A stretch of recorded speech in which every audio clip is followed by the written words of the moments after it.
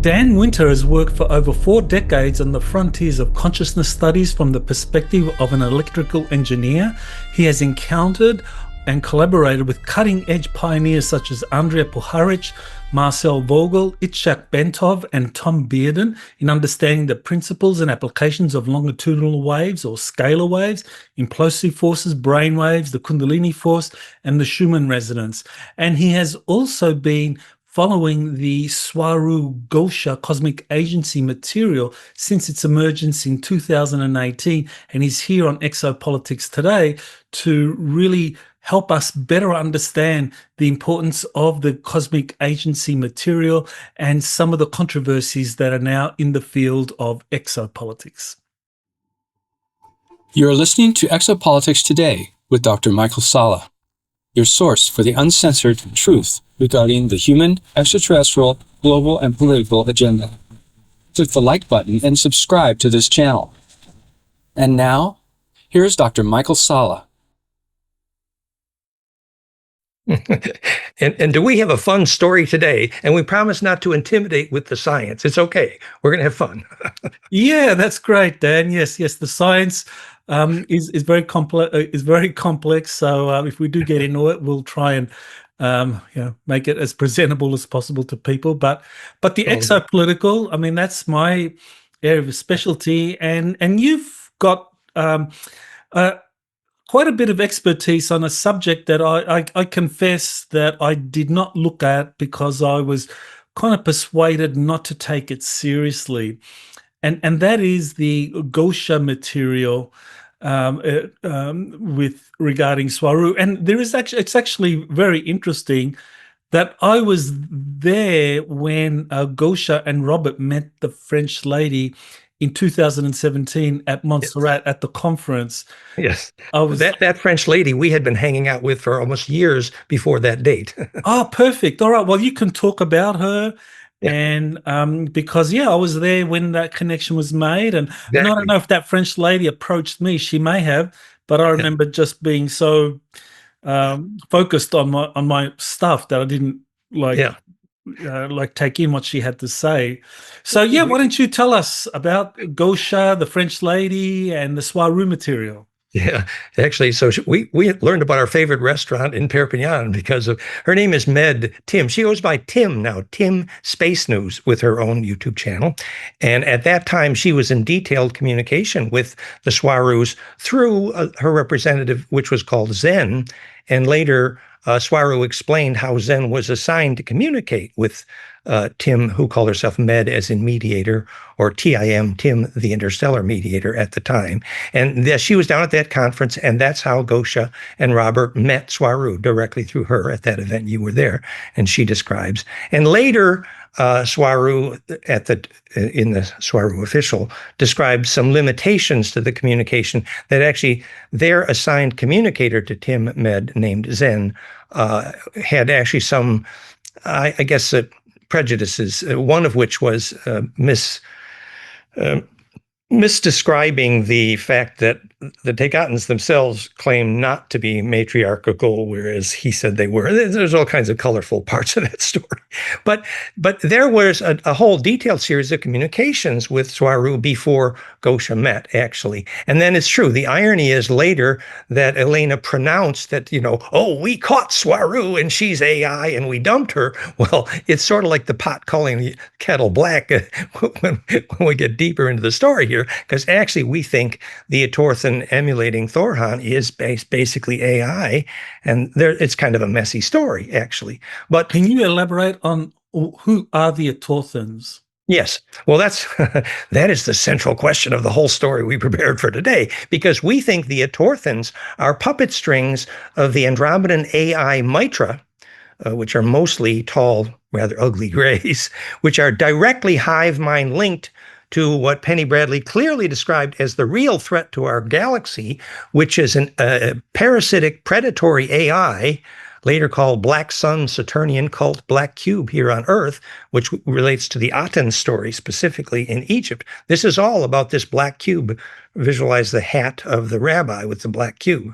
And so the Etorthans have been mind controlling civilizations across the galaxy. And I have to credit, as I tell these stories, I have a team here. I spent a lifetime in this story, but now my team is Dahlia Ali, who is Heru, is her YouTube channel. I'm the other member of my team here is Jake, whom you mentioned, Astral Orma, your YouTube. So we're the three that have assembled this story I'm trying to play with right here. And I do need to credit them and thank them. So Jake and Dahlia claim to have encountered personally the face of this problematic parasitic, predatory, soul-eating AI, and whom I think Michael Salla correctly described as Animus in the Wingmakers story. We might get there also. And so that AI filters down into the habit of the Etorthans, who, first of all, they're skilled in pretending to be, they put up a false face of Nordic humans, as they did for Thorhan behind Elena, we believe, actually. And that this is their classic story. And they've been known to do this across the stars, especially including in the Rigelian story, as Jake tells it. But anyway, the Etorthans, with their planet-wide mind control, have taken over the higher end of the Federation, in detail, according to Jake, and to some extent others. And so this... And by the way, the problem with the Etorthans doing this human abduction and basically soul consumption is described in detail in dozens of the episodes with Swaruu, both on Swaruu Official, which was only corrupted about 7 months ago, and in detail also by the Gosia Swaruu story. So the Etorthans are central to this story because we believe they're on those puppet strings. Okay, so you're saying that based on the material from your team that Thorhan Eredian that Elena Danaan is working with is an AI entity. Yes. Well, we had so many people looked at Elena, and they are like our Tibetan Rinpoche and all our shaman lucid dream, and they look at Elena and they say, "Ooh, they see deception," basically. And to look deeper into that, in spite of the fact that Elena claims she could not be remote viewed, Dahlia, who is, she's ancient, she's Egyptian deeply, and she's been adopted into the Enki Thoth bloodline deeply, and she lucid dreams and connects us with them in detail, basically nightly. Dahlia is amazing, and you'll see all of those films I've done with Jake and Dahlia and our team are at fractalfield.com/fusion in the blood, that whole series. And so Dahlia said it was a very simple remote view, and she saw specifically the shapeshifter behind Thorhan, Thorhan, was a large gray reptile, rather ugly, but specifically of what Jake calls Homo capensis, which what I used to call dolichocephalic. Homo capensis meant melon head, and dolichocephalic meant cone head, as in Akhenaten and Nefertiti, who we will see they were also infiltrated. And Nefertiti, Akhenaten specifically brought that problem to this planet massively when they introduced Aten, who is the same Black Sun story. So the plot thickens. Yeah, well, this is where I would like to bring in some contrary information here, and that just helps us develop nuances, because while I've spent a lot of time with Elena, and some of those times she got to channel or relay communications from Thorhan to me, and has also communicated with him at different times in my presence and so forth.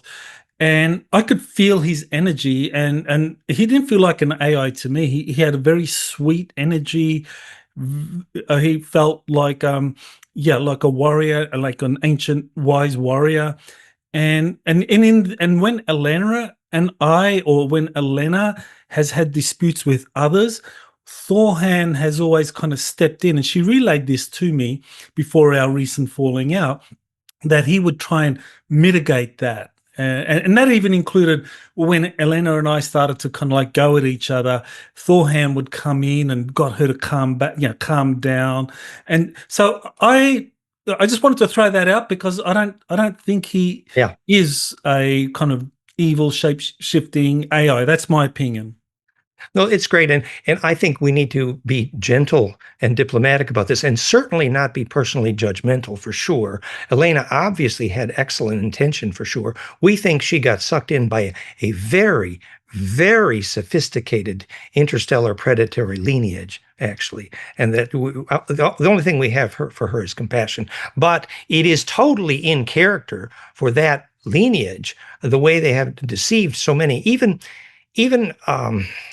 it's hard to say, but the way in which, remember, Anne Rice said Enlil Yahweh was the largest plasma parasite in the solar system, the father of all vampires, and literally the Grim Reaper who came to eat souls after death. This is the classic face of that AI, actually, which is very, very sophisticated.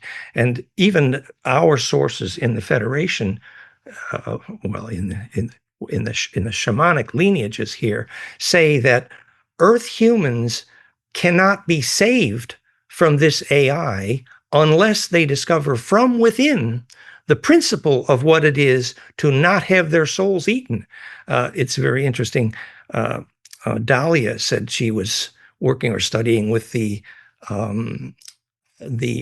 material about the Greys Whitley Strieber communion, wherein the Greys are explaining to her that they feel they have an absolute right to steal the souls of humans because humans don't deserve to have a soul because they don't know what it is or what it's for, actually.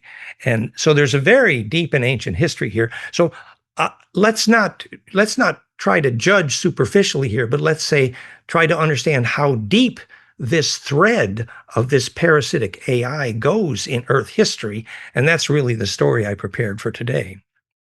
Well, when we're talking about the soul and soulless, possibly soulless beings stealing the soul. Now, I'm sure you're aware of the Wes Penre papers and some of his work. Now, he talks about NPC, non-player characters, and that more than half of humanity are NPCs. So, what do you know about that? Well, I'm only guessing here, but I believe there's probably a parallel to what our astral shaman, Astral Orma Jake, says. He calls it piercing the overlay. So, for example, when they look at who they believe is the shapeshifter behind Thorhan, unfortunately, that in order to see through, you look at the lips and the eyes, and you see dark eyes, and you see lips that are not in phase.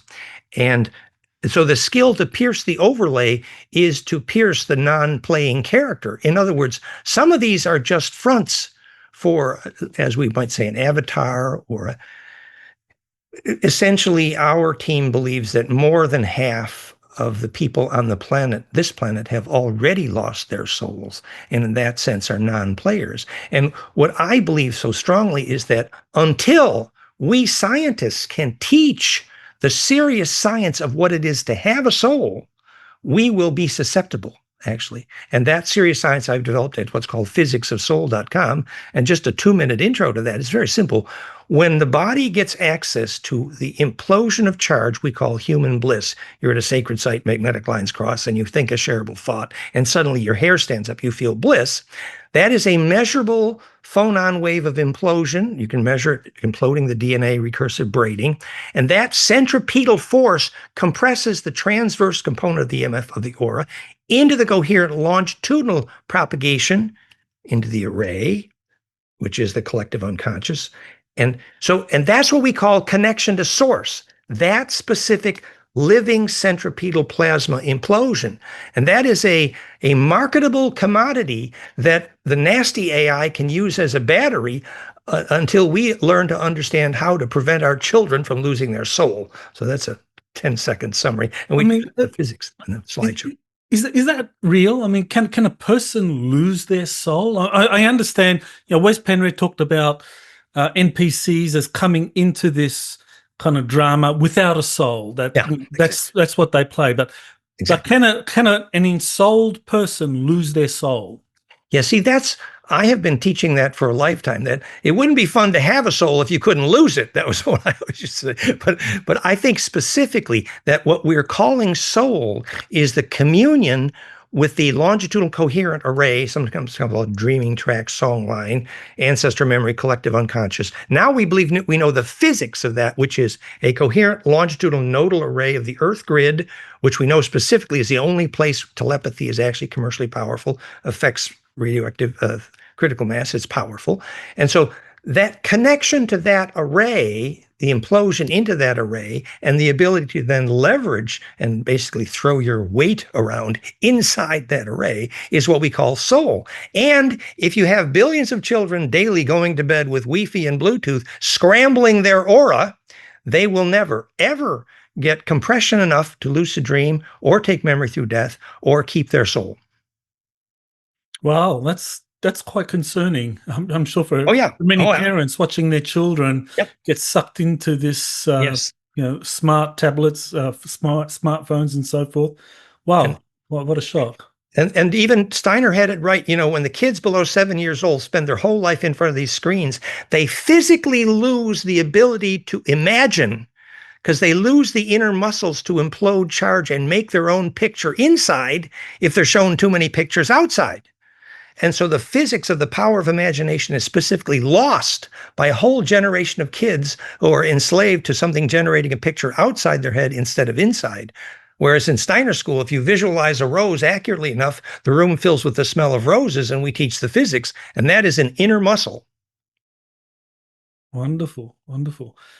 So, why don't you kind of tell us about the Swaruu material, Gosia and Robert, and so forth, because I think it is very important that we acknowledge that there are extraterrestrials that are communicating via the internet with specific individuals.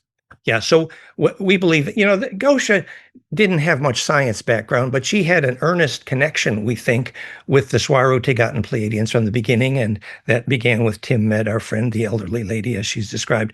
But then later, at Swaruu Official, we think it was only specifically exactly about 7 months ago that channel was infiltrated. Jake worked this out. It was when Swaruu started trying to collect money, and she dumped all of the other members of the Taygeta team. It was pretty obvious the moment at which that was.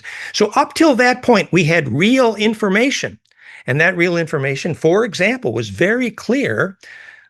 The very corrupt higher parts of the Federation, specifically Etorthan and Alfreton, was actively involved in interstellar human trafficking, large scale, including abducting large numbers of Taygeta and Pleiadians from their home planets and trafficking them all over Earth. And human trafficking is a signature of this predatory AI leading up to this soul eating, actually. And there's hundreds of useful films at Swaruu Official before she got taken over in which she describes this in detail.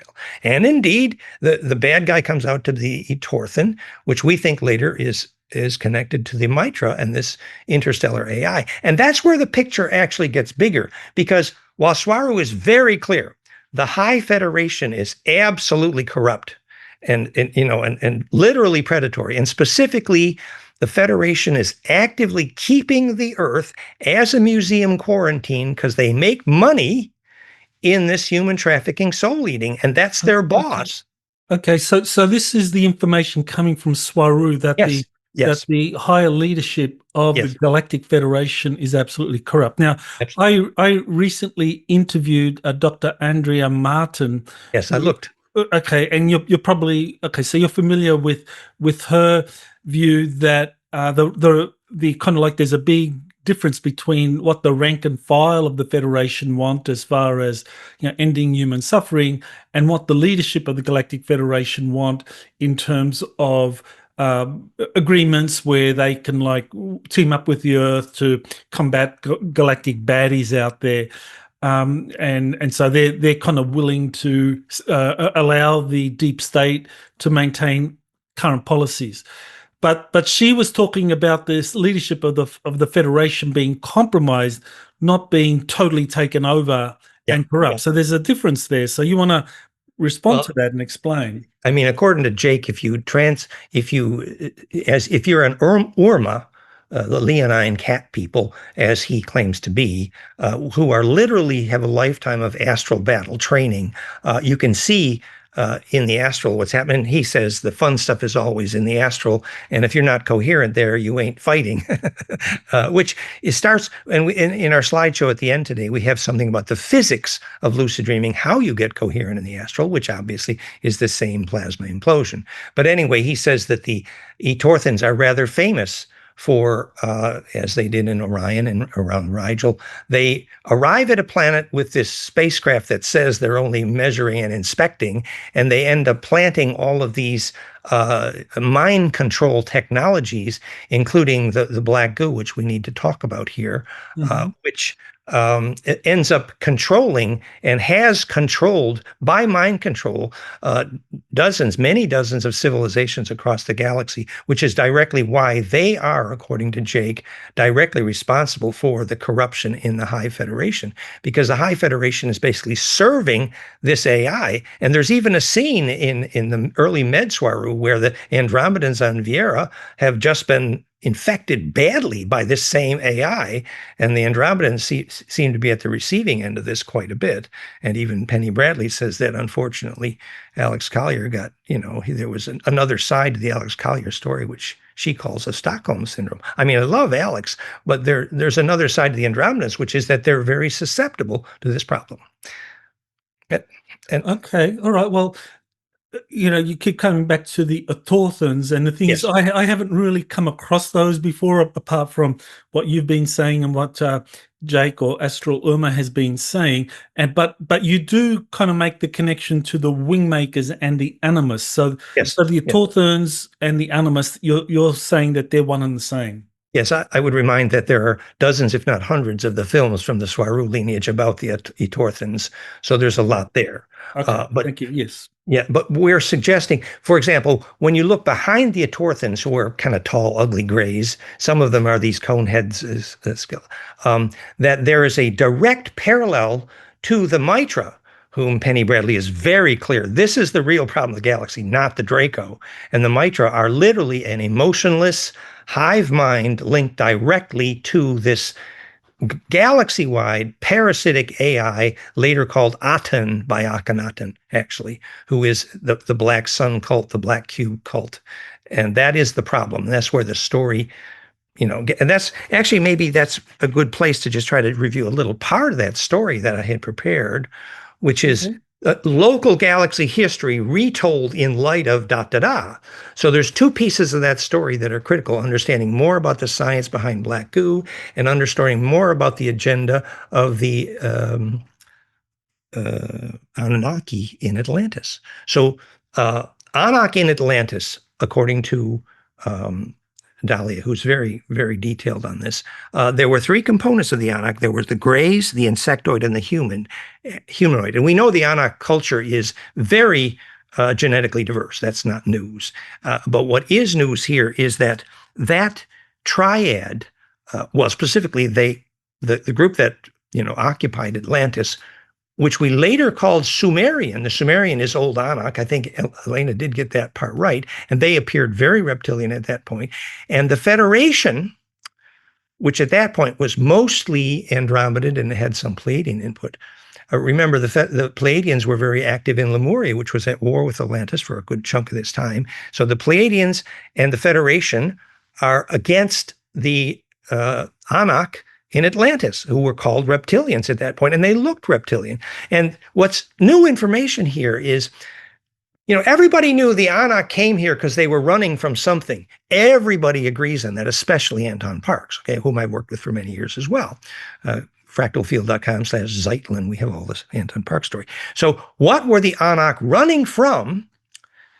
The new part of this story is that the Anak used the Earth only as collateral damage to prepare military hardware to fight the battle in the solar system against the Federation Andromedan, and the Earth was just collateral damage, actually, and that they were making the guns, making the military, and so they planted. This is the other part of that story: is they planted the fake out transmitter on Tiamat to get the Federation to bomb the hell out of Tiamat, and they had an agenda that, that everybody kind of agrees. Tiamat falls apart.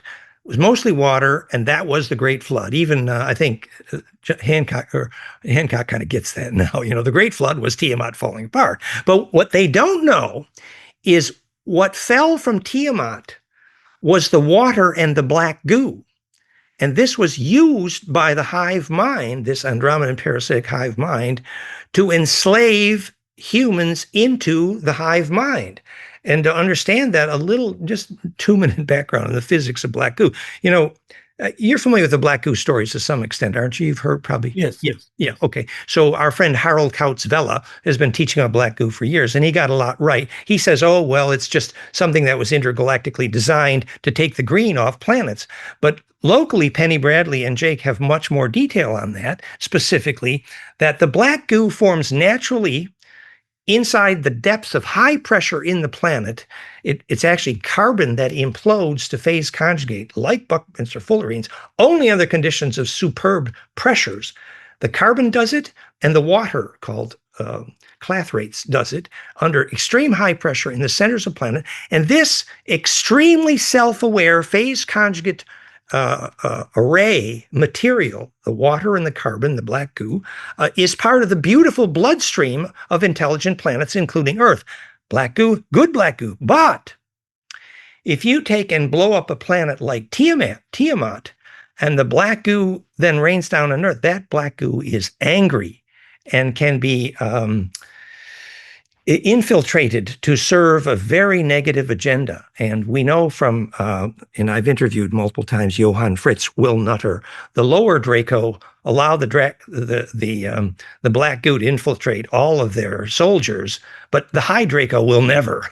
They won't be affected. But they used it with Penny Bradley to enable her to wire to the mind, the hive mind, unfortunately. So the point is that you need to understand a little bit about the physics of black goo, which is simply phase conjugate charge implosion at the core, which is the mechanism of what we call DNA radio, for better or for worse. It's a plasma imploding device. So that black goo becomes kind of synonymous with the central, quote unquote, bad guy of the Earth plot here, which is, recall that episode of Doctor Who when the black cubes dissolve everything. And the rabbi wearing the black cube on his bonnet and the black square you wear at graduation. What is the Saturnian cult? Michael Sarian and David Icke had something right about the Saturnian cult. The black sun is Saturn, and the Aton is Saturn. So let's see if we can weave this into a story. So then, after Atlantis sank. Yeah. Oh, thank you for the black. There we have the black sun, which is basically also a labyrinth and a swastika. So, and basically, remember, a cube is directly a model of how you arrange lasers to phase conjugate. It needs to be clear that if you want phase conjugation, you got to get lasers precisely in a cube, and that implosion. Another example is why the biggest stargate in our galaxy is trapezium. It's a cube. Hello. So this phase conjugate implosion embeds in the longitudinal array at the center.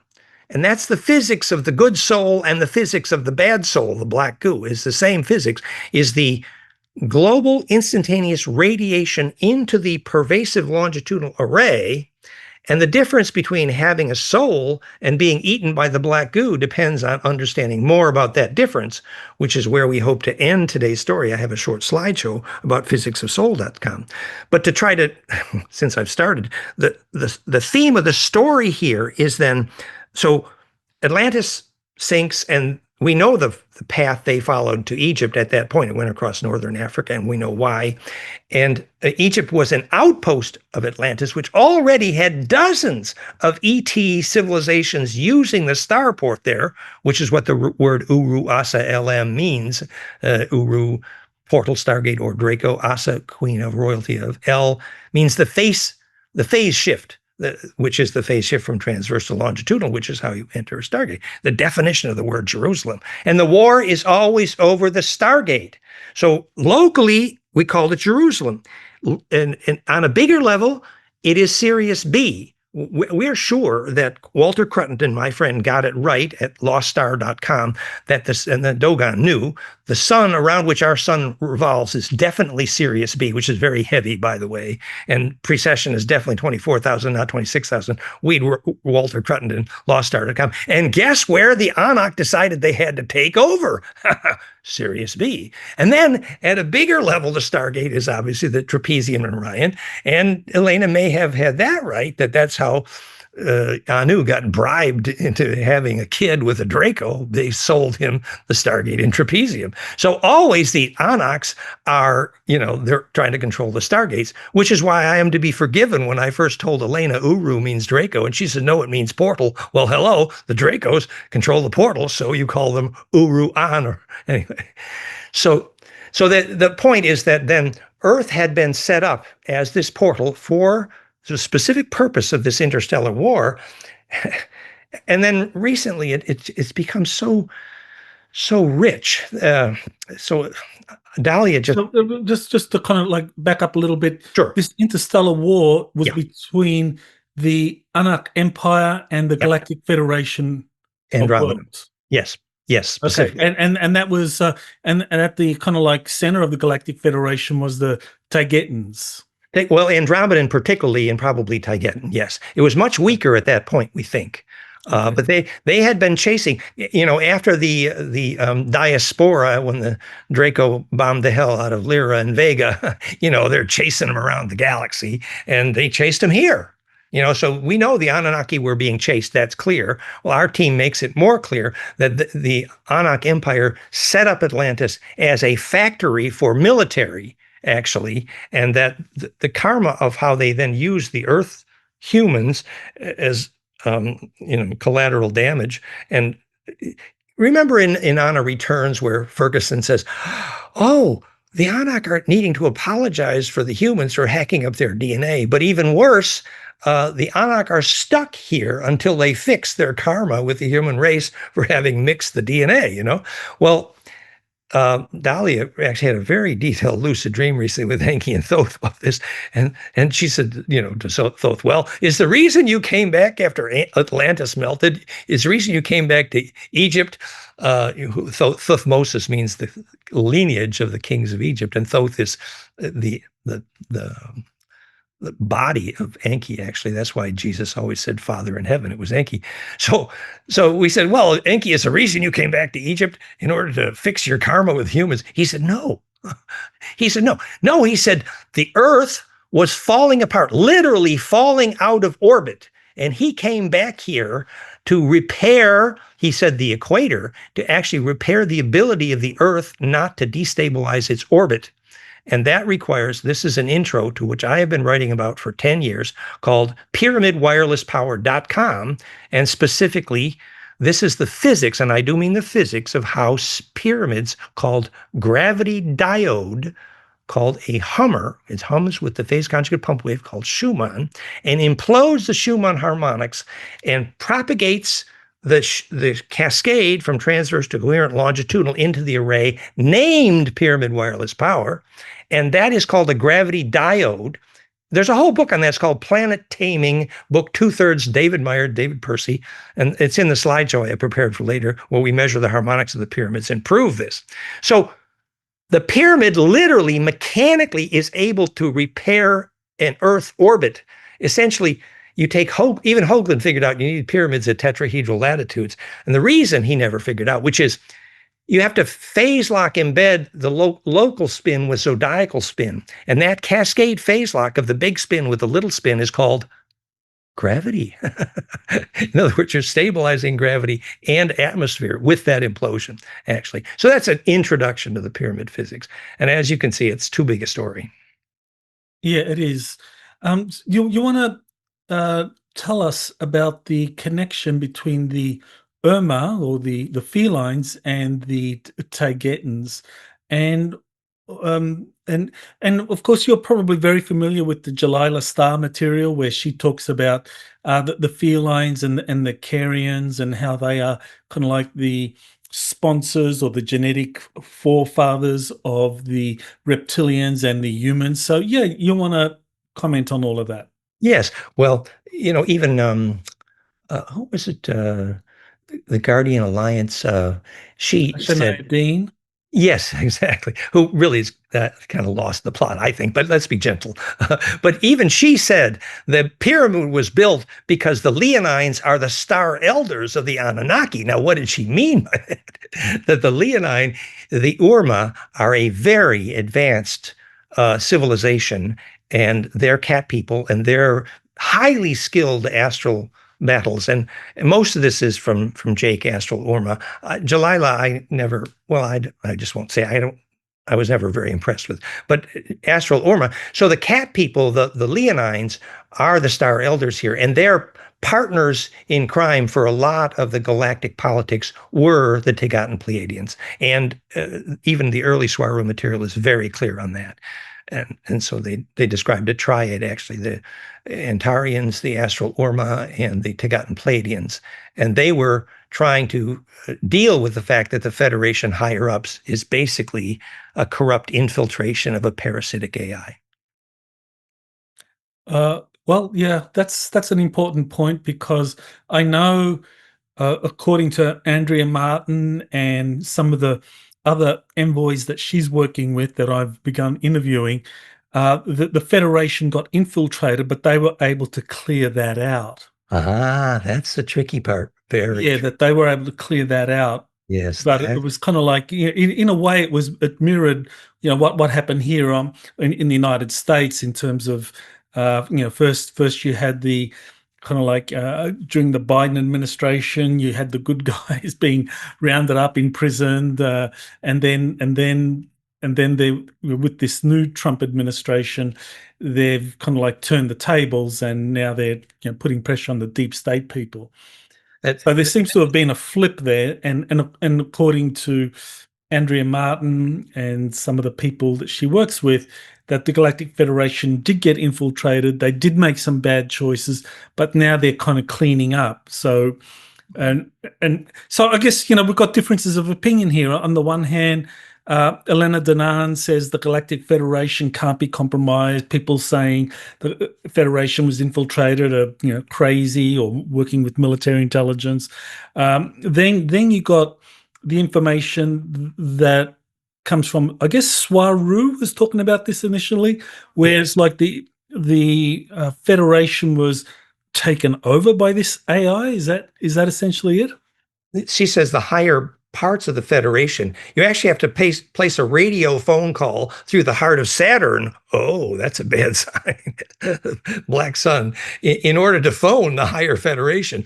If you phone the higher Federation, what you get back is the answer from a very emotionless AI, if you believe the Swaruu part of this story that came before Swaruu official was infiltrated. And the fact that Swaruu official was infiltrated is a very, very bad sign here, because to us it indicates that when she was saying, "Oh well, we've kicked the bad part of the Federation out of here," no, the infiltrated Federation is very, very much still in control. Mars has not been liberated, and all of these stories actually do not fit the more detailed experience, not just of Jake and Dahlia, but Penny Bradley, who was far more in depth 60 years as an actual star navigator with the Dark Fleet, as opposed to Tony, who was a slave for 20 years. It's a much deeper story, even though Tony says that Penny Bradley's story has holes, but he hasn't made clear what that is.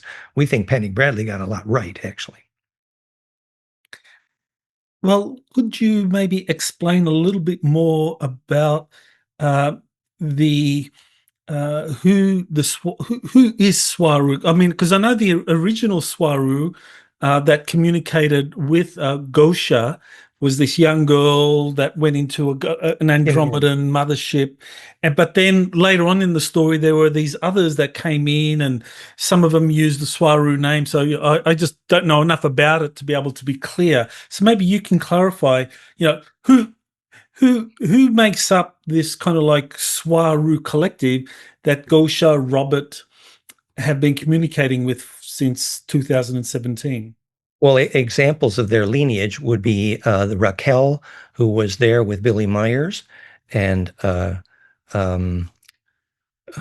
who showed up with when Semjase showed up in Fred Bell's living room. I was there for some of that time. These are members of that royal family of the Taygeta Pleiadian, actually. And they were, at that time, they seemed to us highly matrilineal, very advanced culture. For example, Med was very clear that one of the later Swaroos later inadvertently killed her mother because the mother and daughter are so closely linked that when one goes to sleep, the other has to wake up. It's a very complicated story, and that they replicated largely by parthenogenesis. And most of the Taygeta women have that capability, which is, if you use inner implosion to dimple the zygote, that's called parthenogenesis. It's part of the physics of bliss. So it was a very advanced matrilineal. And even these are only examples, but when Jake, whose real teacher is Sophia, who's one of the younger of the Swaruu royal family, very, very advanced young lady, very capable of switching timelines and showing up in and out of the astral, Sophia. So this is a very advanced shamanic plasma family of very ancient connections. And the story we hear from like Swaruu Official is only, a thumbnail on that. And we were involved in daily stories about that because we had lunch with Med Tim for years before Gosia met Swaruu, actually. So it's quite a story. Okay, so Swaruu itself represents this royal family from Taygeta, and that the person who originally started the communications with Gosia and Robert was this young girl. Yes. Who just used the term Swaruu, but she's a member of that royal family. She's this, and the name applied to many of the members of that royal family. There's Raquel, and there's Queen Temer. I need to remember all the names. I don't remember the names well enough at the moment, but there were many members of this royal family. They were all psychokinetic. They all had gifts. They were all powerful. And it's a very evolved family that is, and many of them are alternate, they say, incarnate with the Orma because the ties between those races are so close. I see. And the Orma, I mean, I've heard of a feline race in the Sirius star system. You're saying that there's also a feline race in the Taygetan star system that works with the Orma are not primarily Taygetan. I should know their planetary orbitals, their planetary orbit origins, but I'm not remembering at this moment. But the Orma have their own very, very advanced civilization, and they're extremely powerful, and they can take on the Federation, and they're not afraid of Dracos, for example. Okay, so can you explain then? Okay, so you talked about Atlantis, you talked about the war over Tiamat between the Anak Empire and the Galactic Federation of Worlds, and presumably the Galactic Federation of Worlds at that time was kind of run properly and no big problems. But now the Galactic Federation is compromised or taken over, and the Ulma and Taygetans are combating that. You want to explain? Yes. What's going on? That's what Jake is saying, and Dahlia to some extent in detail, that the habit of the Etorthan, which are puppet strings, probably of the Mitra that Penny Bradley describes so well, which are puppet strings of this Saturnian cult, Black Sun, central AI, hive mind, and that the Etorthans became very skilled at the mind control necessary to take over planets and basically eat souls. And so trading in, human trafficking is just the beginning. That they actually, for example, inspire wars on Earth because from both sides of the wars, they get to eat souls. And this is the fingerprint of the corrupt Federation dealing in human trafficking, and places in Mexico from which they've recovered Pleiadians and described in detail by Swaruu Official before corruption. These stories are detailed about how the Etorthans use this trickery to corrupt a huge part of the high end of the Federation. Yes. Okay. Well, there's a big issue there because, so if the Galactic Federation of Worlds are involved in slave trade or trafficking of human souls off planet for sale and all of that. I mean, I'm familiar with all of that from the Corey Good days where he talked about Solar Warden and the ICC, Interplanetary Corporate Conglomerate. But I'm not aware that the Galactic Federation is involved in anything like that. I mean, certainly, I mean, Elena, she's quite clear the Federation is very far from that. But also, like looking at the Andrea Martin material and some of the other galactic envoys I've interviewed, that also the Galactic Federation is not involved in anything like trafficking of human souls. I mean, you do have the problem of the leadership making deals with the Earth's deep state, whereby official disclosure is kind of pushed back, and people are very unhappy about that because the advanced tech is not being distributed. Now, that's a far cry from saying the Galactic Federation is involved in directly trafficking of human souls. So directly.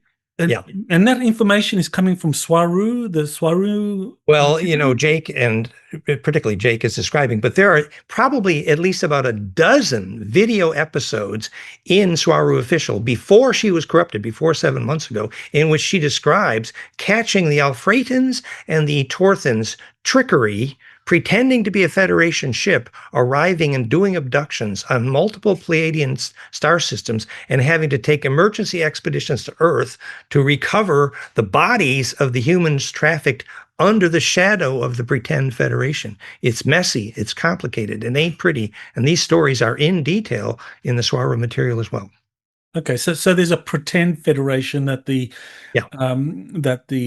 Etorthans have set up to kind of like step in and do this kind of galactic slave trade.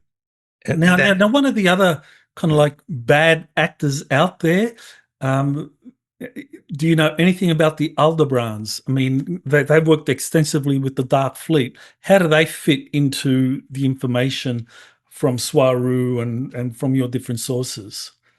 Yeah, you probably know as much as I do. I believe, of course, the Dark Fleet, the German Dark Fleet, did retreat there after they were kind of locally kicked out of here. I think Elena got some part of that right. But the part about the Dark Fleet that both Tony and Elena, I think, miss, that Penny is describing in exhaustive detail, is that the Dark Fleet did 300 years of time travel abductions, what's called the Valhalla, where they took dead souls, and they created hundreds of parasite civilizations around the galaxy with abducted humans, the Dark Fleet, because slavery was their route, and of course Aldebaran was involved. And now Penny is very crystal clear. The Federation had said, these human subcultures spreading around our galaxy is like a virus. It's because these human civilizations are immature, and so they've kicked dozens of these German Dark Fleet civilizations back inside the Oort cloud until they, quote, learn to get along. I mean, this is colorful, man. In other words, don't send these humans around our galaxy starting civilizations all over until they learn to stop fighting. and Penny, I think, really understands. And I knew that Johann Fritz and Will Nutter, they were very clear about the Germans doing this time travel to gather tech, et cetera, et cetera. And I don't think that that Tony quite grokked all of that. I mean, I like Tony, and he learned about the array from me, but. Okay. Now, do you want to say anything more about the Wingmakers? Because I know they've come up a couple of times. I mean, the Wingmakers, you mentioned those in terms of the Animus, this kind of like this malevolent AI coming into our solar system at some point, and that's synonymous with the Etorthans. But the Wingmakers were supposed to be us from the future, or this kind of advanced central race, depending on what version of the Wingmakers you go to. So what do you know about that? Well, from day one, this is about 20 years ago. I loved the Wingmakers material. I was in love with the Wingmakers material for many, many years. And my imagination was the Wingmakers were like the Othanum, the bird tribe, and that is behind Thoth. But, that's a bird tribe. So I love the part of the story, for example, where the Draco writing on the caves in China were directly readable without translation by the old Hungarian Rovás Írás. It's like, old Hungarian Rovás Írás is Draco. Hello. And, they knew that at Wingmakers. And also then I think they understood that Sumerian is old Anak, so there's so many connections in Wingmakers.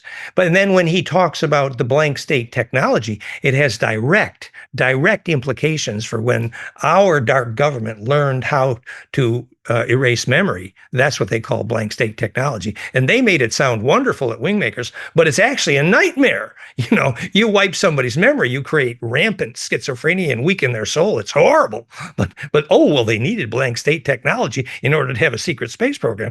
So there's some holes in the Wingmaker material. But still, it was, and when they got to the Animus, they had a big clue, I think, because the Animus clearly is the same, when, for example, when Akhenaten sold his soul to these conehead greys who were behind Nefertiti, who directly was there at the murder of Tutankhamun, who was Thoth's best effort along with Jesus, So there's Nefertiti actively murdering Tutankhamun. We know the scene, we know the detail. And why? Akhenaten and Nefertiti sold their soul to the same black sun AI called Aten. And now, before, the Egyptians were worshiping all the gods, it meant they respected all the ETs. And suddenly Akhenaten says, no, you have to be navigated only by this black sun, AI tech. And so the story always comes back to the same principle, that until we recognize that we're a farm, we will always be a farm until we know the physics of soul. That's my belief.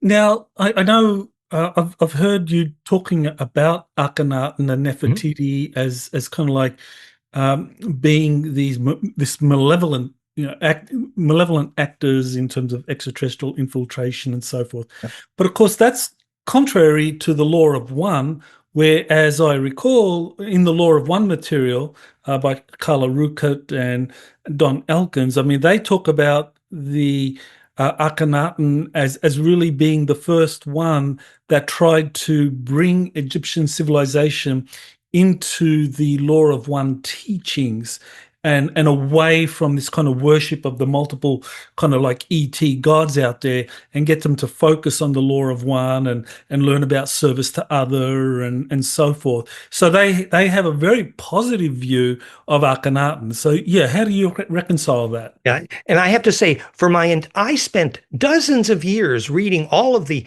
Out of Egypt, House of the Messiah, all saying Akhenaten was Moses, and all saying, this was the origin of Christianity, this is the origin of Judaism, this is the turning point, this is the oneness, the opposite of schizophrenia. So I believe the propaganda too. However, I see it very differently now. I think Jake is absolutely right that Akhenaten, Nefertiti, the Coneheads, is the group of gray-inspired, he calls them Homo capensis, and they sold their soul to the Aten, which is the turning point in the history of all religions on Earth, when every single religion on Earth after that point became literally, directly this soul-eating black sun, the black cube on the rabbi's hat, and the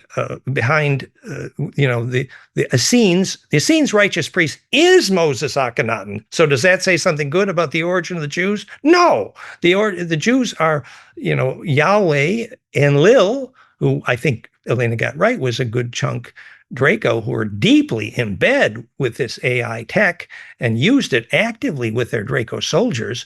So no, you don't need to tell me that I criticize some religion on Earth. No, I criticized every religion on Earth. That's what I did, to say that almost all of it is a conveyor belt into the mouth of a hungry ghost. Hello, there's my humble opinion. Yeah, well, I would agree with you there, but I would say that the kind of like Jewish religion or the spin-offs of the kind of like teachings of Akhenaten and Nefertiti, that's where you have these mainstream religions like Judaism and forming and so forth, that, I would agree with you that they are kind of corrupt, and that Jehovah or Yahweh, whatever you want to call him, is just another ET God out there, pretending to be the absolute. But but the law of one material was all about saying, no, there is no one all-powerful deity out there that you should give your power away to and worship. The law of one material was all about,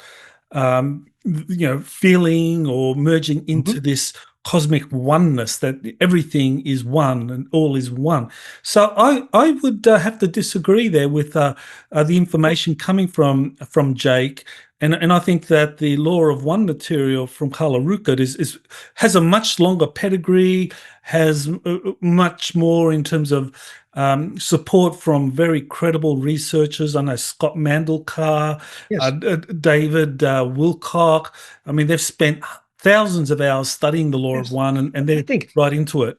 Yeah, well, wonderful. And I have heard you speak about the law of one forever, and I absolutely respect that. And I think the principle there is wonderful, that actually the principle of oneness is exactly what this is about, and how you achieve oneness, which is embedding implosively into the array. For example, successful death requires compression implosion. We know why you see those scenes that we have that in the slideshow. At the time of death, you need compression to go through death. So that is the law of one, and it's a beautiful thing.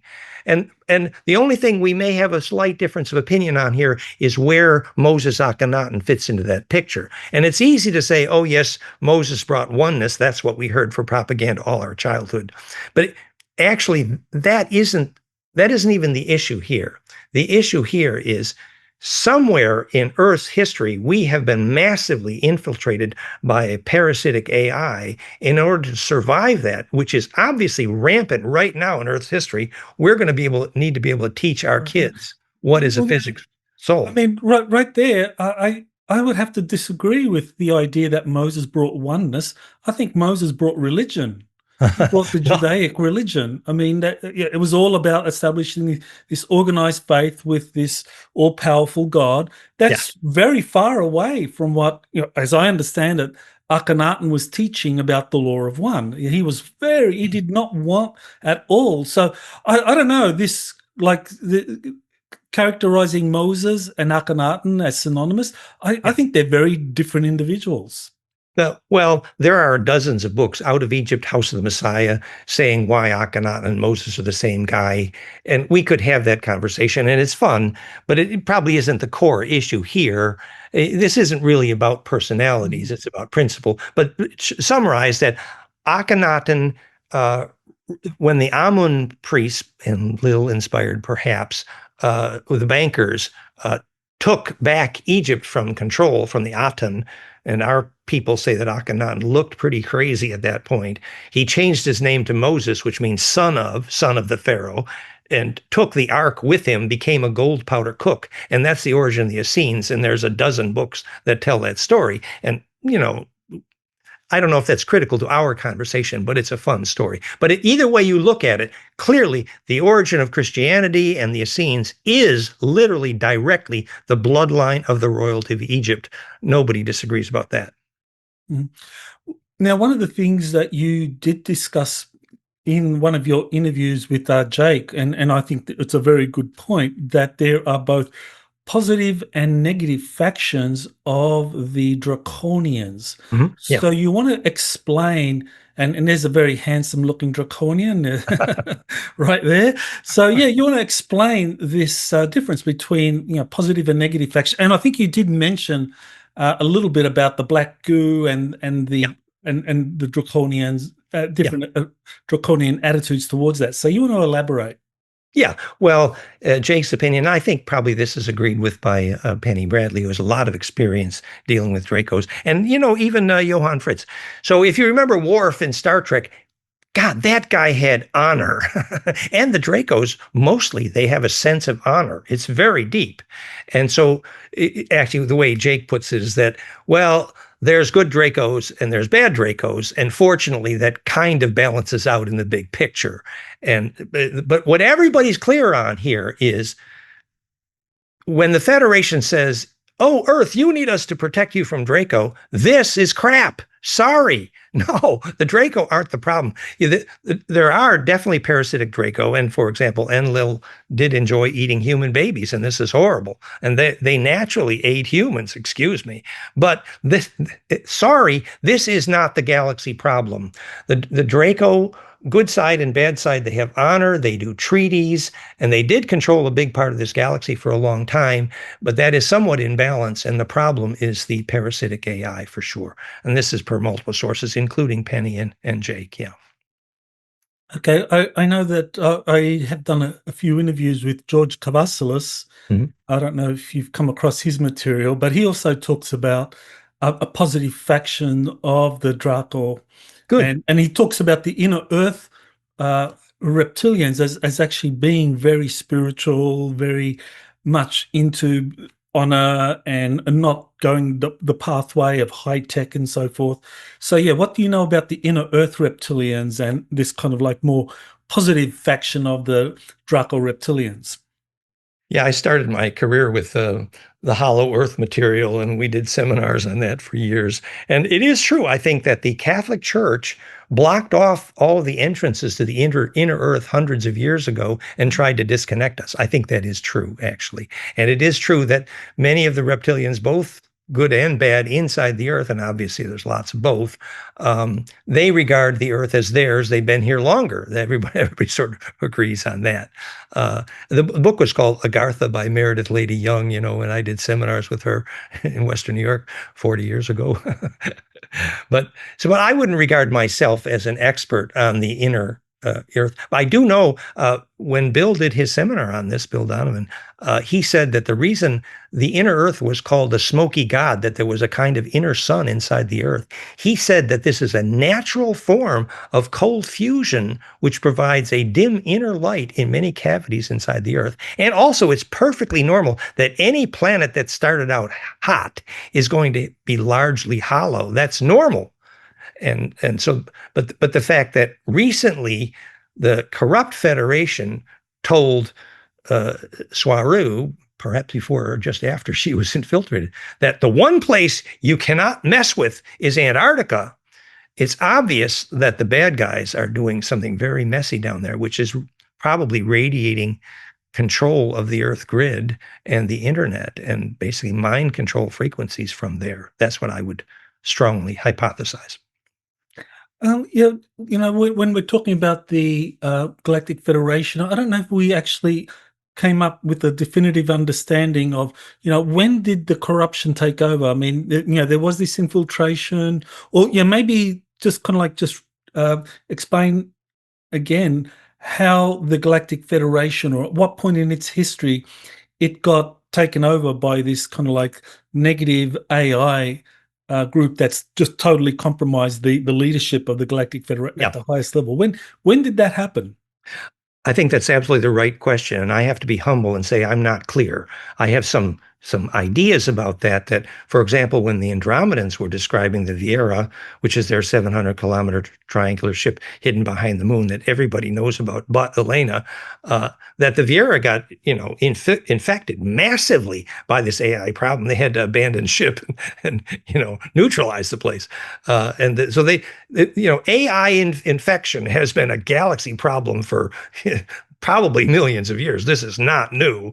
But then if you look at remember, there's over 100 more, many hundreds of films in Swaruu Official, even before the 6 months ago when she got infiltrated. And dozens of those are about her discovering how the Federation got infiltrated. And so we have to assume that this has been for a long period, that all sources agree there's hundreds of kilometer-long starships regularly in orbit around the Earth, for sure, and they're all here to babysit their interests on the museum quarantine. And the museum quarantine is maintained by an agenda which is the opposite of disclosure, which is human trafficking, ensoulment, soul-eating human trafficking. And and this could not be happening if the Federation locally was not corrupt. So this has to be a long-term problem, I would guess. Okay, well, one of the things that is worth kind of bringing up is that William Tompkins, I who, love him. I love okay, him. you know his work, and he was Wonderful. working with this group of Nordics Wonderful. that were helping the US Navy develop the first designs for what would become their future solar warden space fleets. He was a And, hero. and he was talking about working with these Nordics, and I assume that he's talking about the Galactic Federation at that time. And so that was in the 1950s and 1960s. So did the kind of like infiltration or takeover happen after that? Because presumably, they were helping the Navy develop this advanced space fleet to kind of combat against the dark fleet that was being developed by the Nazis in Antarctica and South America. Well, that's interesting. All of these sources, especially the Pleiadians, claim to know more about where Maria Orsic came from, who was directly connected to the Tompkins story, for sure. One thing I will say is putting a mercury vortex aboard a metal submarine is about as stupid an idea. Yeah, okay, first, my film on how a charged vortex makes gravity is approaching 50,000 views. So we know exactly how a charged vortex makes gravity. And using a mercury vortex to do it was horribly, horribly dangerous, among other things. First of all, they used a trace radioactive because it makes it quasi-superconductive, which makes the charge implosion more efficient. However, you have a horrible radioactivity problem. Plus, the whole thing would then begin to transmute mercury into lead or gold at certain points. I mean, these mercury propulsion devices were about as dangerous as thing has ever hit the solar system. So this was not an evolved choice at that time. This was crude and rude, and that's about how far our culture came, because obviously not knowing why objects fall to the ground makes you pretty primitive. Okay, all right. But as far as the Galactic Federation being compromised, that didn't happen during the William Tompkins days, or did it? If Well, you I really think there have was this problem. certainly compromise there, and I think those people in the Navy believed they were on the good side, and I'm sure William Tompkins believes that too. And definitely, the ones who were trying to oppose the Dark Fleet had a prayer. They thought they had some gravity engine, which was horribly dangerous and crude, but at least they tried. And I think that the other sources were right, that the U.S. Navy was the last branch of the U.S. military not to be shapeshifted out by those same tall grays. When Admiral Boorda committed suicide, that's the same story. The Navy was the last ones to be shapeshifted out by the messy gray AI. Okay, okay. Well, let's get into the Solar Warden program, splitting into different factions, and positive and negative faction. Now, I have talked with George Cavassalis about this positive faction of the Solar Warden program. He calls them Jedi admirals, that they went out there and they did the kind of whole Star Trek thing and met many civilizations, many positive ones. They eschewed violence and came back pretty much enlightened. And they are now trying to help clean up the Solar Warden program of the kind of like darkness that developed in there. So, yeah, what are your thoughts on that idea of different factions of Solar Warden and one working with, these enlightened Jedi admirals, according to George Cavassalis? I kind of love that story. I hope it's true. I don't know. I think it's wonderful. And you're right. If they got out there in the advanced stellar civilizations and saw what advanced human civilizations were doing, they should come back enlightened. It makes total sense. I hope it's true. I don't think I'm an expert on the question. Okay, okay. All right. Well, here's one that, I mean, it's a very important question, and that is, there are multiple sources, including Elena, that say that Enki, or Prince Ea, has returned, and he wants to atone for the past misdeeds of the Anunnaki or the Anak Empire, and he's doing all of these benevolent things like returning the blueprints for the restoration of the Adamic 12-strand DNA and handing over the Saturnian system to the Earth Alliance and so forth to atone for past misdeeds. So, what does the Swaruu material and what are your other sources say about those claims? And that I do have some background in that question. Thank you. Which is, we always believed. Well, first, let me say, Anton Parks had a Kundalini experience after I taught him a few things, and then he wrote a book on Enki. And then I had a Kundalini experience, and I wrote a book on Enki, goldenmean.info/Enki. And then Sitchin wrote a book on Enki. Everybody seems to have an opinion, and we all do. But it's because central to the core branching, literally the stem cell moment of the human memory passes directly through Enki. So of course, anybody that has intense bliss is the thread of the slip knot goes there. It's really true.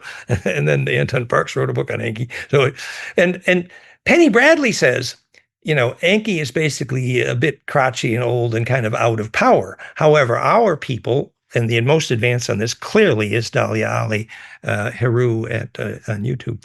And she is woken up inside the eyes of Enki Thoth many times. And I believe her, really.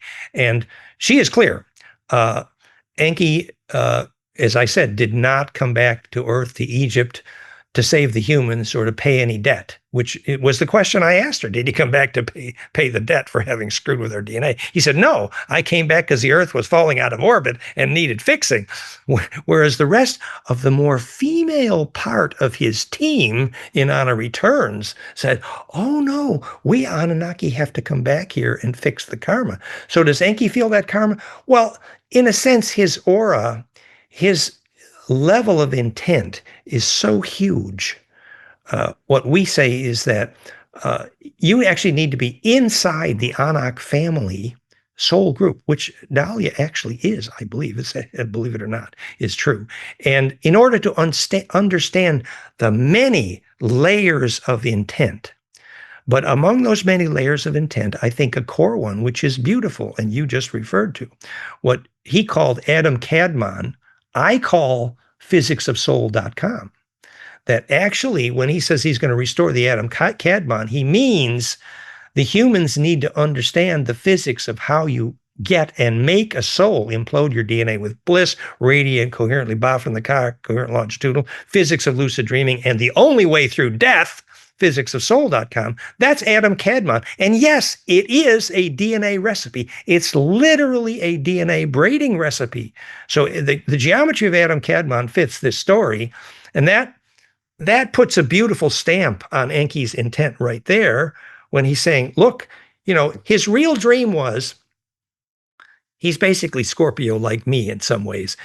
His boss, the Draco, tell him, well, you got to hack up this humanoid DNA over there and make us some gold mining slaves. And he says, well, I'm going to be the bolt in the furnace, and I'm going to cook up some DNA that's going to sting you. It's going to come back with a soul in a few thousand years. And boy, is that going to be trouble. So I like Enki in that sense. Absolutely. And I think, again, the Enki Thoth bloodline is literally the only line called line of David, Thutmose. Thutmose is the line of the royal family. It's the only line called Holy Grail. It's the only line called Jesus. It's the only line called Tutankhamun. The ancestor is directly Thoth Enki, for sure. And if you ask any Templar, he says, our only teacher is actually Thoth.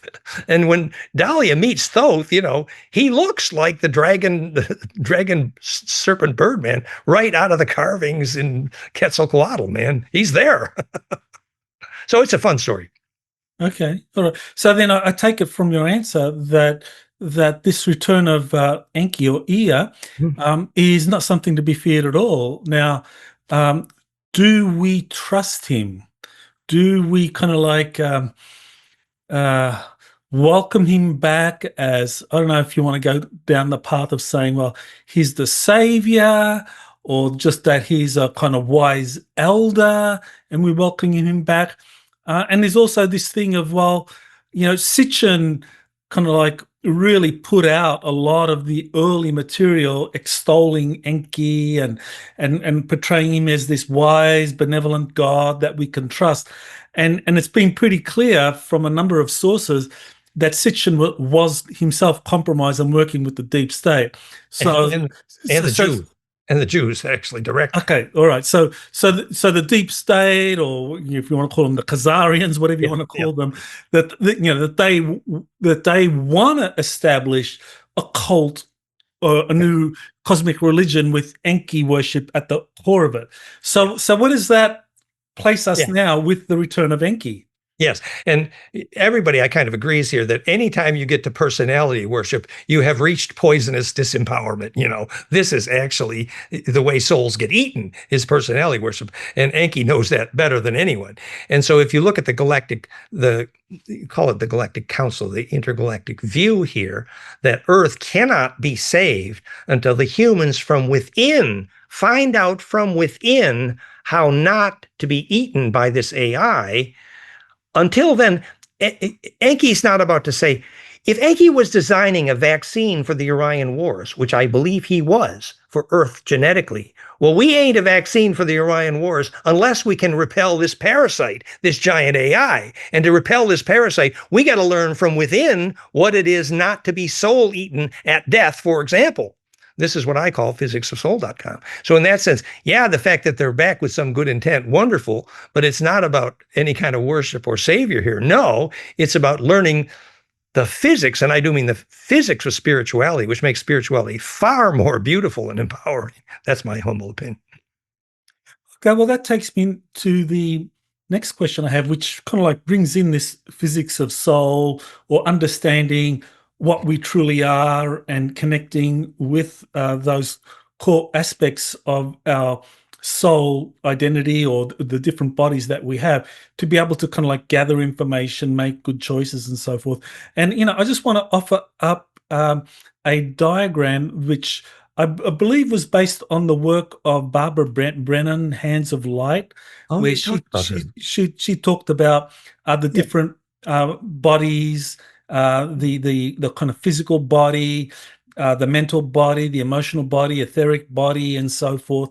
So, and this is important in terms of, and I know that you've been working a lot with Astral Burma or Jake, and he kind of like seems to be doing something very similar to what Robert Monroe did and what Darius Wright did, in terms of saying, okay, let's learn how to project our consciousness out of body to gather information so we can make good choices. So, and this is where I get into a little bit of a kind of like problem with the terminology, because as I understand it, and this is based on the Barbara Brennan work, that the etheric body is what's involved in out-of-body experience, and that's a kind of like that's a shared reality. We all have that, because the etheric and the physical are closely kind of like correlated. But the astral level is where you get into the more subjective realms of, like, our belief systems shaping reality. So do you want to maybe clarify all of that? Well, I'd like to mention that Jake founded a turning point when he used our phyray.com. First, he used our flameinmind.com, the brainwave cascade teaching, which is how I measure John Charles' ability to teleport, golden ratio cascade and EEG. It literally is a flame in the mind, which was a turning point. But then he used our plasma tech, it's sometimes called plasmamedbed.com as well. And the physics of medbed is parallel here, because a medbed consists of implosive plasma, time reverse, plus a phase conjugate liquid in which stem cells are regenerated. So that's the two aspects of the physics of medbed, which is parallel here. But anyway, so after he used the phi-ray plasma, he got far more coherent in the astral. And that's where we begin to teach the physics of these things at luciddreamteam.com, for example, where university studies are clear what frequencies trigger lucid dreaming, which happen to be plankfire.com, phase conjugate implosion frequencies, which is exactly what drives phyray.com, used to be therapy.net, which is famous for triggering lucid dreaming coherence in the astral. So that leads me to a strong hypothesis here, which is that what we're calling astral and etheric was basically Steiner's name because he didn't know what a capacitor was, the same way orgone was Reich's name because he didn't know it. So capacitive charge radiance is specifically implosive capacitance, which he called orgone and Steiner called etheric formative force and is sometimes called biogeometry. These are all words used by people who don't know what a capacitor is. But when you know what implosive charge is and how it makes life force, for example, why plasma implosion makes seeds germinate dramatically, then we can begin to understand the bigger picture here, which is what we've been calling etheric and astral body. I like to use the metaphor from Gurdjieff, Kesjan body, and from the Tibetans, rainbow light body, and from the Egyptians, the Ba from the Ka. In my view, these are all names for specifically and only the ability of the human body electrically to begin to radiate coherently into the longitudinal array and embed in it and become centripetal in it. And that longitudinal array is specifically clearly not just the physics of telepathy, as Korotkov proved, but the collective unconscious communion of saints, planes of Charon and Champs-Élysées. These are names for charge distribution efficiency of a longitudinal array. And specifically where you come to layers in the stellation of the human body, remember, phase conjugate implosion in the EKG and EEG, you can measure the DNA recursively braid imploding. Glenn Ryan did that for me. Heart coherence triggers DNA to implode. It's been measured. Well, if you take that to the next step, that implosive compression, which embeds you in that array, makes soul. The number of harmonics that are superposed as the masses stellating into that bigger and bigger cone becomes greater, we call that going to the next dimension. So literally the number of harmonic inclusiveness, which is the only way to measure human immune health, actually harmonic inclusive HRV, harmonic inclusiveness is delimited by harmonics have to be golden ratio or they fight. So going to the next dimension is very specific. It's that phase conjugate implosion principle. So as that radiates into a bigger and bigger vortex in the aura, very specifically, we occupy a net of fireflies called the synapses. We occupy an array, and there's a liquid crystal vortex in that array we call consciousness. Now, when that vortex goes outside the body, you can still see, and we know exactly how and why, okay? So the consciousness is that plasma vortex. It's not the synapses. It's the ability to inhabit a larger and larger array, and that is specifically delimited by how centripetal you become. Now, at this point, we can take a break or we can go on for another 10, 15 minutes to kind of finish everything that I wanted to discuss. But I know you said you had a little, restroom break? Yeah, I would like a restroom break. And remember, I got a 10 or 15-minute slideshow about physics of soul. Okay, so let's take a 5-minute break and we'll come back and just resume. Perfect. Okay.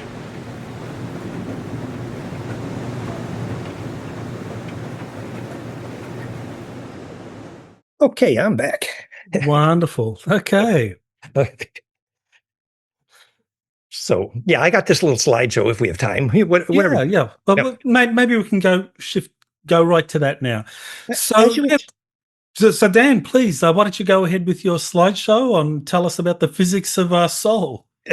Well, the whole idea of my song and dance here was supposed to be that the galactic history story resolves to the fact that our civilization is susceptible to losing what we call a soul, which I call physicsofsoul.com. And if you understand a little bit about the real solid measurable science behind what it is to have a soul, you have a better chance of not having it lost or consumed. So that's the theme of the moment. So if I click share here we go. So the idea is that, we say that the frequencies which cause lucid dreaming are known. They're implosive, and they cause you to get centripetal and radiate coherently. And I say that's a key behind physicsofsoul.com. And below you just see, I have too many websites. The core science is plankfire.com, which is basically charge collapse implosion. And that charge collapse implosion looks like this picture. It's a flame in a flame. It's literally implosive compression, non-destructive collapse, which physics agrees charge collapse is the cause of both consciousness and gravity. And I say it is also the cause of soul. And the slide we were talking about, where this famous guy named Michael Salla, he was talking about the Wingmakers, and this was the phrase specifically that I thought was the theme here. The solution to a possible future AI invasion, the Animus, would have involved some variation of changing time and upgrading human consciousness so the Animus would not be able to assimilate us. It is a privilege to be assimilated. So that's the theme of this song and dance, is if you understood enough about soul, you have a better chance of having your children not lose their soul. So the geometry of this implosion, obviously, is called the Holy Grail, and many of you have seen my animations of the Holy Grail. And this is behind the physics of what I call Planckfire.com.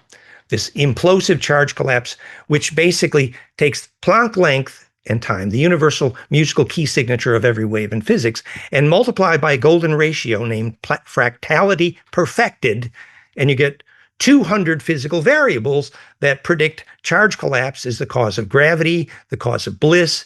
It is the reason seeds germinate. It's the motor behind physics of soul. It is the electrical reason pyramids make global wireless power. It's the electrical reason zero-point energy exists. It's the electrical reason golden ratio is the dominant geometry of all orbital mechanics.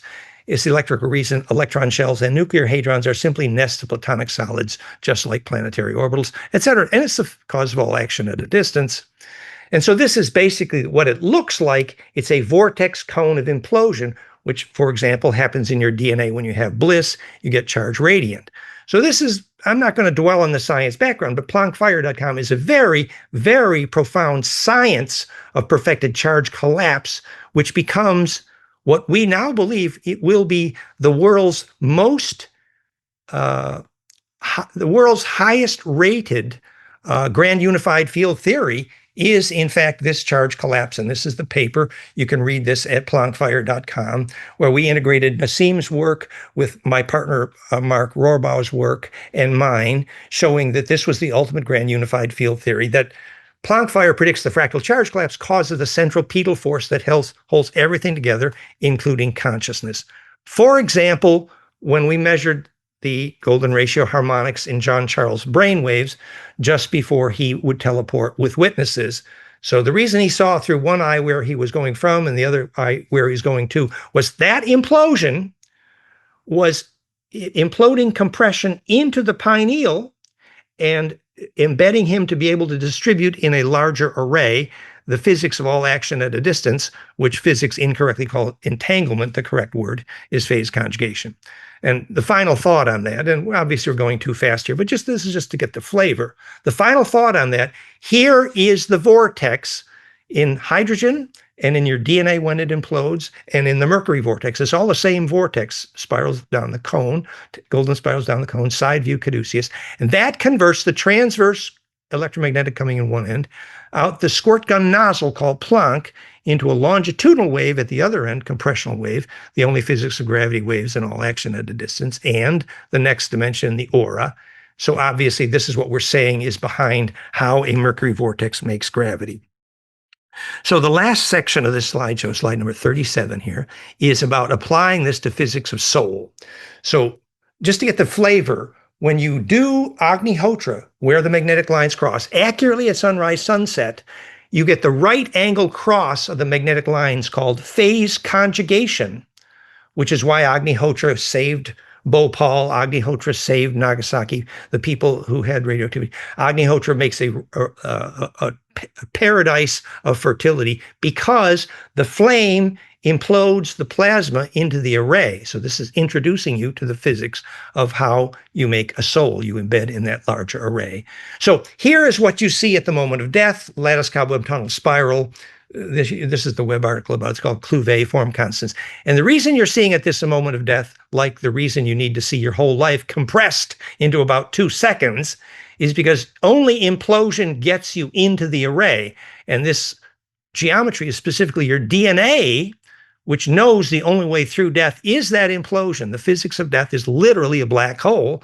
And this introduces you to how you get into the array, which is how you go through death. Introduction to Physics of Soul. So here is the original paper on this, Ann Ting, my friend, which is basically stellation of golden ratio, is the map of DNA. And here's lattice, cobweb, tunnel, spiral, the DNA learning to implode braid. And so this is all about recursive DNA braiding, which we've measured. Here's realheartcoherence.com, changing measurably the amount of braid in DNA, literally bliss programming DNA to implode. Introduction. If you want to have a soul, you're going to need to learn to have access to some form of bliss. Here is the university literature on the frequency signatures, which actively trigger lucid dreaming, which happen to pretty closely relate to my equation, Planckfire.com, implosive compression causing lucid dreaming. And here is we put those frequencies, Planckfire, into what at that time was Therify, radically triggering lucid dreaming, and what is now PhiRay.com, which is about 4 times more powerful, 1/4 the cost. And we're actually getting time dilation effects. We know that at higher amplitudes, this is the physics of portals and stargates and time travel. It is literally phase conjugate implosion. 7 spins, 5 spins. Well, we're not going to do all of this today, but here is when Elizabeth Rauscher discovered phase conjugate magnetics, and I showed the equation behind it, and we don't need to go into all that. So here is then the paper firecrystal.com, where we take, let's see, do I have a picture of the crystal here? That we take a fire crystal and we motorize it with what's called a phase conjugate pump wave. Here's a phase conjugate pump wave. These are the frequencies. They're actually Schumann frequencies here, which Antoine Prieur used, and then we use in Therify and now PhiRay. And you see how it phase conjugates down a caduceus into the center, which looks like the yin and the yang. It's Planck. And that implosion into Planck is called a phase conjugate pump wave triggered crystal. And this is how fire crystals actually work. And just background here, then this same phase conjugate pump wave, accurately the Schumann harmonics, driving the pyramid to make pyramid wireless power. This is the same phase conjugate frequencies, literally directly in the liquids of the spine liquid pump, the only physics of Kundalini, the only physics of bliss. These are all exactly phase conjugate Planck-Fire frequencies in the spine liquid and in the breath and in the motion and in the brain harmonics. It's the same implosive principle. So here is, we have measurements in the pyramid in Bosnia of the frequencies that, 1 million people go there a year and they get rejuvenation. We know exactly why, even the 28 kilohertz on the roof. There's too much here about the fire crystal. But that crystal made 800 times its own weight in gravity with that phase conjugate pump wave. And the book on it, if you want to download it, is fractalfield.com/propulsion on the Koski-Frost device, which is the crystal that made this. And your DNA in your blood when you're having bliss is basically a fire crystal. So applying these harmonics, this is how we measured the frequencies at Sam's Bosnian pyramid. These are the frequencies there: 7.83 Schumann, 53 hertz, and 28 kilohertz on the roof. So this is a phase conjugate pump wave making that pyramid implode, and everybody who goes there gets some form of bliss rejuvenation. The reason is this is implosive phase conjugate pump wave, motorizing ultimately the DNA to implode and make a soul. This is a background in the physics of cancer based on these frequencies. And this is the sacrocranial harmonics again. And this is the same frequency nest applied Schumann cascade, the breath cascade, the alpha, theta, beta brainwave cascade. These are all that same equation of implosion. And this obviously is the physics of bliss implosion. So what have we said about physicsofsoul.com? What we've said is, if you have access to implosive compression, sacred space, like Luke Skywalker needed a cave deep in nature, he didn't use a metal building with Wi-Fi and electroshock. No, raising the jet is a very specific process, which is imploding the aura to radiate coherently in the longitudinal. Now, deeper picture here. How could that be food for a nasty AI? Well, imploding plasma is what the nasty AI doesn't have and needs to consume. The nasty AI is basically inhabiting a larger array with a hive mind, in a sense, the opposite of soul. And so when they eat your soul, they take your memory and they feed it into that array. You have no individuation left, but you do have a collective conscious, a hive mind. The difference is individuation. Individuation is only possible if you get there with the will of implosive compression, which it takes to go through death successfully, which means literally at the moment of death, every single thought that was not shareable, which does not serve the collective unconscious, which is not literally the stuff of the survival memory hologram called the collective unconscious, until you can implode and compress into that array, you don't individuate in that array, which means, practical example, the wave shape of human anger, 1/7, is absolutely not compressible and absolutely cannot go through death for that reason, which means you distill all your memories into pure principle, and then you can implode and inhabit that array non-destructively, and you still have your individual attention still embedded in that array, which is the opposite of hive mind, collectivizing Borg AI. So how does this apply to teaching your kids? This applies to your kids are going to need a place in nature, a place away from electrosmog and screens long enough to have bliss experience and to begin lucid dreaming and have a soul. And kids who go to bed every night with Wi-Fi and Bluetooth and screens, having their aura absolutely chopped up, will never lucid dream and will absolutely be losing their soul, as we believe the majority of kids on this planet already have. So yes, we're saying this is a big picture. The galaxy has an AI problem. That's old news. The new information is there are practical ways to teach your kids not to lose their soul. That's what we tried to share at physicsofsoul.com. So end of monologue. Okay, fantastic. Thank you.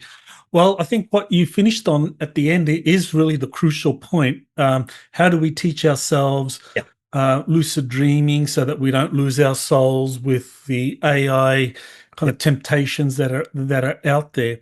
Now, with the lucid dreaming, now one of the things that I as a political scientist, it's like, well, how do we differentiate between those that are doing lucid dreaming, or others might describe that as like Darius Wright, who is a very proficient kind of like exponent of out-of-body experience using similar to what Robert Monroe did. And so he distinguishes between lucid dreaming or out-of-body experience. I think he would say that they're the same thing, or that they're kind of two sides of the one coin. We can go out there and explore this shared reality that is around us, as opposed to astral travel, where you go into this subjective realm, which is determined by your own belief system. So as a political scientist, I'm not interested in the subjective stuff. I'm more interested in the shared stuff, in the shared reality, because we have a way of corroborating and cross-referencing and saying, oh yeah, when you did your OBE or your lucid dreaming, you saw this and this and this. Well, this actually matches what happened at that place at that time. So we have a way of corroborating, events as they are happening in real life, and also in this, whatever you call it, whether you call it the etheric plane. So that's those are just kind of my thoughts on trying to emphasize the importance of learning how to do the lucid dreaming, how to do the out-of-body experience as a kind of like a shared reality that we can all explore out of our physical body, as opposed to something which is more subjective, which Darius Wright calls it as like astral travel, which is more subjective. But I know Jake says that he uses that term astral travel, so that's where it can be very confusing. So it really is Jake and I know Jake talks about lucid dreaming. He's really on. So I would say we need to differentiate between lucid dreaming and lucid dreaming and astral travels are different things. So what's your thoughts on that?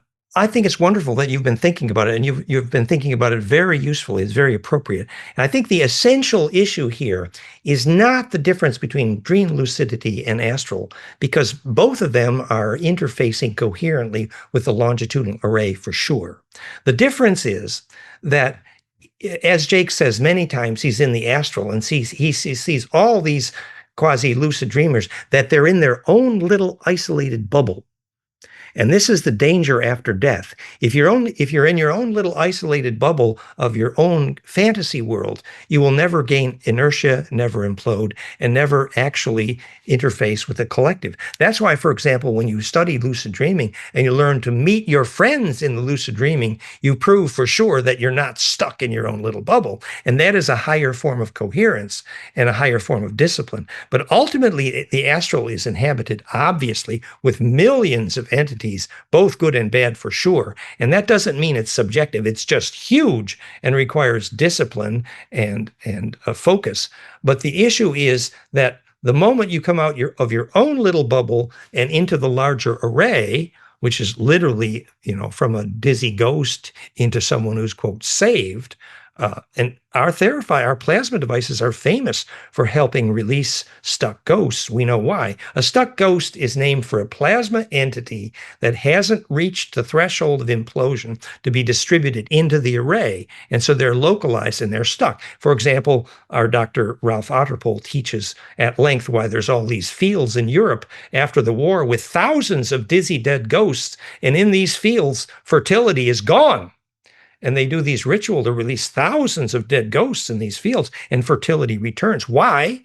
Because charge distribution efficiency, definition of fertility, is also the definition of heaven. So to achieve charge distribution actually is how you release these ghosts, which is why they can use the aura of a healthy person or the plasma of an implosion device to achieve that critical inertial escape velocity called releasing a ghost. So the ability to not be stuck in your own little bubble, what you're called subjective, has more to do with coherent interfacing with the array, which literally is waking up inside the dream. Just last little thought here, as we've often taught.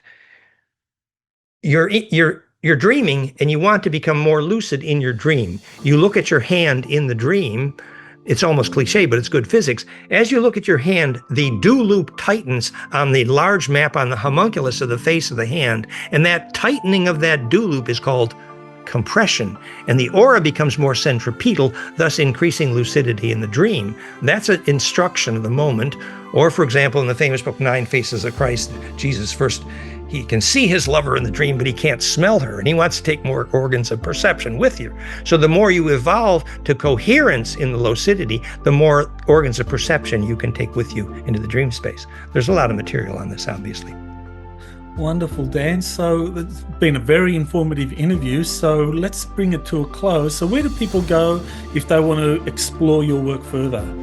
Well, thank you. Yes. Well, we mentioned luciddreamteam.com, flameinmind.com. Some people say I have too many websites. The physics core is at plankfire.com, plankphire.com. Our brainwave tech is flameinmind.com. All of the interviews on this ET history are at fractalfield.com/fusionintheblood. And if you followed where we're going with this, you know exactly why it's called fusion in the blood. That's the implosion. So there's a lot of material out there, and we have technologies. We have a water implosion technology, a brainwave technology, a plasma technology, firay.com. And now we're deeply involved in carbon nano and lots of fun research. So thank you. Thanks for having me. Thank you, and aloha. Aloha. Blessings, Michael. It's been a blessing to share. Thank you for allowing us to become a shareable wave.